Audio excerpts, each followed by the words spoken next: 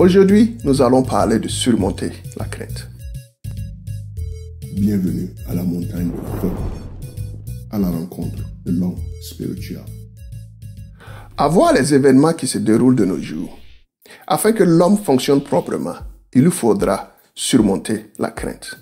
Il lui faudra surmonter la crainte de mourir, la crainte de perdre un bien-aimé, la crainte de perdre ses biens, etc. En fait, il est écrit dans le livre d'Ésaïe, chapitre 41, verset 10. « Ne crains rien, car je suis avec toi. Ne promène pas des regards inquiets, car je suis ton Dieu. Je te fortifie, je viens à ton secours. Je te soutiens de ma droite triomphante. » Ce passage nous encourage à ne pas avoir la crainte au cœur. Dieu nous aime et Dieu a des projets meilleurs pour nous. En fait, il nous dit que si on lui fait confiance, non seulement il va nous amener au paradis, mais il fera de la sorte que ceux que nous aimons aillent au paradis aussi, afin qu'ensemble nous passons l'éternité.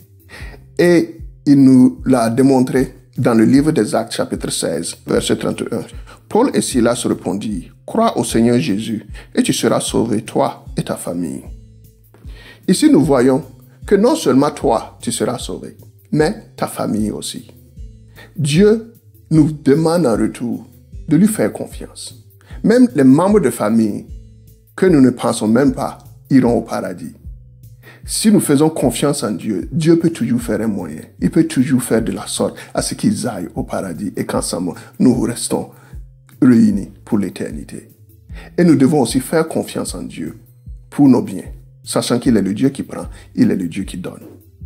Et en général, lorsque nous faisons face à la mort, nous avons la crainte de mourir, non pas seulement parce que nous avons la crainte de la mort elle-même, mais parce que nous ne sommes pas prêts à faire face à Dieu.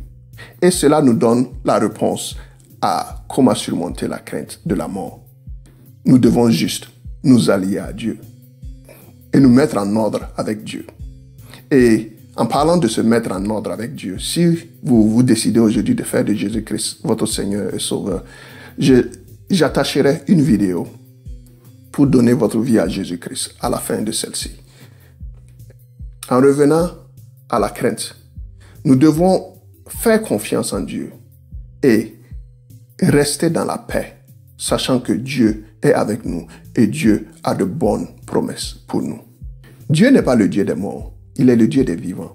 Tout ce que nous avons à faire, c'est de lui faire confiance et voir comment est-ce qu'il va triompher. Et demeurer dans la foi et la confiance en Dieu nous donne la paix de vivre, de fonctionner, sachant que, quelle qu'en soit l'issue, Dieu est avec nous et Dieu va nous aider et nous permettra de nous en sortir. Et cela nous donne aussi la paix au milieu de la tempête.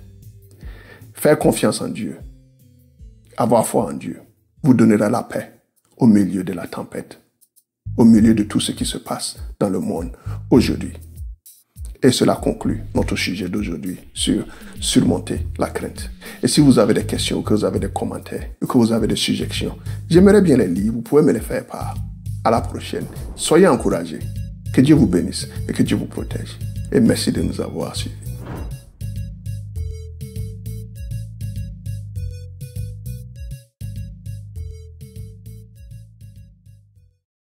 Et basé sur le concept de l'évangile qui est dans Jean chapitre 3, verset 16.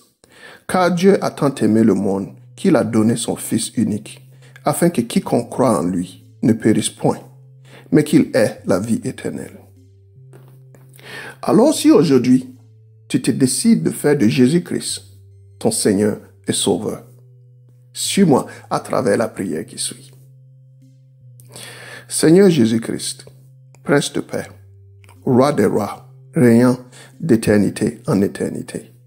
Je te remercie pour ton amour et de la vie que tu m'as offert.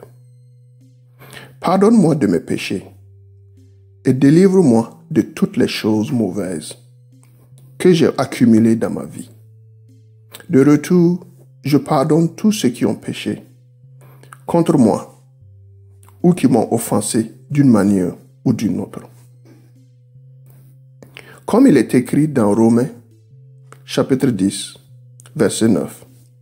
Si tu confesses de ta bouche le Seigneur Jésus-Christ, et si tu crois dans ton cœur que Dieu l'a ressuscité des morts, tu seras sauvé. Aujourd'hui, je le confesse et je le crois, Seigneur. Et je te remercie pour m'avoir sauvé. De même, je me résous aujourd'hui à te dire oui, de te suivre et te servir en acceptant ton appel dans ma vie. Je ferai de toi mon Sauveur et Seigneur, et je te servirai volontiers tous les jours, et je me chargerai de ma croix, comme tu t'es chargé de la tienne. Seigneur, que ta volonté soit faite dans ma vie, dès à présent et à tout jamais. Je te remercie d'avance pour la fortification en toi, vis-à-vis de ma croix, pendant que j'apprends à devenir comme toi. Seigneur, merci de m'avoir permis de m'approcher de toi, tel que je suis, et merci davantage de faire de moi une créature nouvelle en toi. Sois loué, sois magnifié, sois glorifié et sois élevé. Et je scelle ma prière dans le précieux nom de Jésus-Christ. Amen. Cette prière est tirée du livret Marche avec ton foyer vers Christ, disponible en téléchargement gratuit à notre site internet www.dwawa.net.